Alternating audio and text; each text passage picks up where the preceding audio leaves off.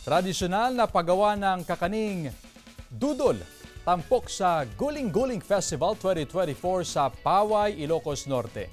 Tunghayan sa report ni Gab De Luna.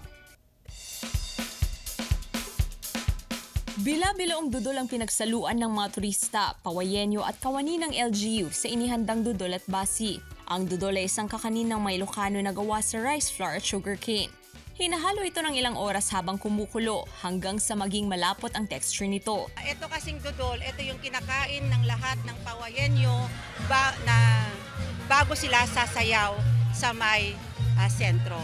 Ang 71 anyos na si Ernesto ang pinakamatandang dudol maker sa lugar. Layon daw niyang maipasa ang tradisyong ito sa bagong henerasyon. Dagito yung aro bibing may ko sorsorwan ita. Tapno muda. Iti nga ro iya dati mam kita madidati datapilang ko na. Inremediok ma'am. Because noodle making is a part of our tradition and our identity as Ilocanos. So showcasing this event today is a milestone. Sa Luwag City, dinumog ng maraming Lawagenyos ang street dance competition ng Pamulinawan Festival. Sumasalamin dito ang hanap buhay, kultura at tradisyon ng mga Ilocano, gaya ng pagtatanim at pangingisda sa saliw ng kantang Pamulinawen.